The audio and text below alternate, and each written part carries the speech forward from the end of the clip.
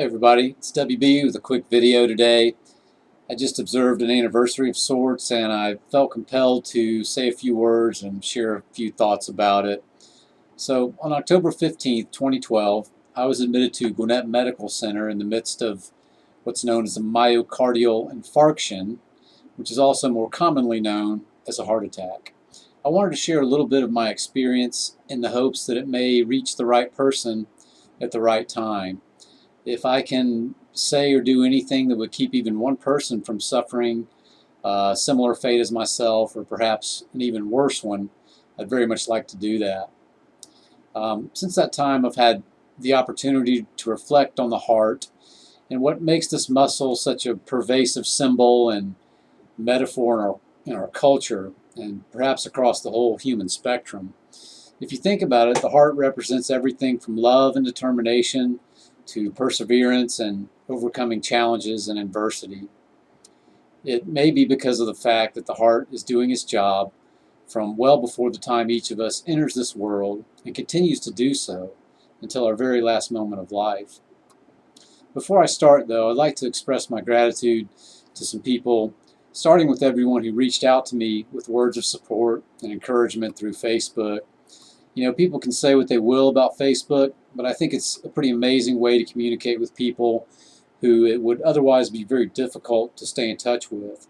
And I've really been touched by the support that people have shown for one another when friends are going through tough times, or even just reaching out and saying happy birthday to someone that maybe you haven't seen in a while. It's pretty awesome. Just wanted to say thanks to Philip Casbon and to Tommy Farr. I hadn't seen either one of these guys since high school, and they took time out of their busy lives to reach out and give me some words of encouragement at a time that it was very much appreciated. I especially wanted to say thanks to Tim Wyke, who I've had the privilege of calling a lifelong friend, and who helped me communicate with people when I wasn't really able to, and who even brought his lovely daughter to visit me at the hospital. It was very much appreciated. Last but not least, I wanted to thank my wonderful family, my wife, my mother-in-law, all who contributed greatly to me getting back in the swing of things and keeping me well fed. So, as the day unfolded just over a year ago, it was a Friday, and I took a break from my usual workout routines and decided to go to a local park and do some hill sprints. As a little background, I've always enjoyed exercise, and the year of 2012 I was determined to get in the best shape of my life. I was studying to get my personal trainer certification, and I had had a full physical done earlier in the year, which revealed nothing that was a cause for concern, maybe a couple things that were borderline, but certainly nothing that would have predicted what was to follow. So anyway, getting back to that day, after I finished my hill sprints, I can say that I wasn't feeling so great, which is really par for the course when you're doing hill sprints, if you know what I mean. So I didn't think much of it at the time. But over the course of that weekend, I began having periods where I just didn't feel that well. And by the following Monday, it was clear that something was going on that was really not normal, and just didn't seem like it was going to resolve itself. So thankfully, my wife and I decided that I better get to the doctor and see what was going on. And as things unfolded, I ended up on the operating table within a few hours of that time to have a stent placed in my fully blocked artery, which is the same procedure as George W. Bush has had recently, as some of you may have heard about in the news.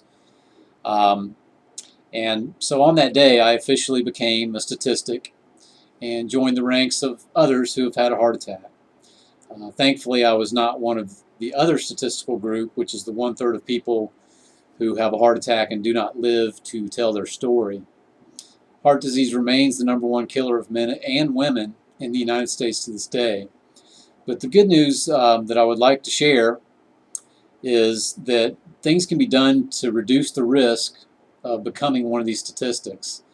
The genetic aspect obviously is out of our realm of control, but many of the other major risk factors, such as diet, exercise and tobacco use are things that we can exert some level of control over. I've never really been the preachy or the judgmental type, but I would just like to reach out and encourage everyone to give some thought to their heart, especially if you have a family history or any of the other risk factors.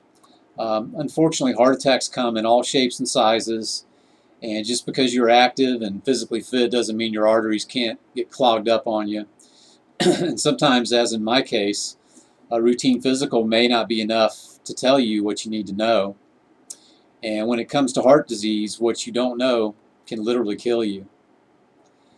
I want to thank you for taking the time to hear me out, and I wish all of you many, many years of health and happiness. Take care.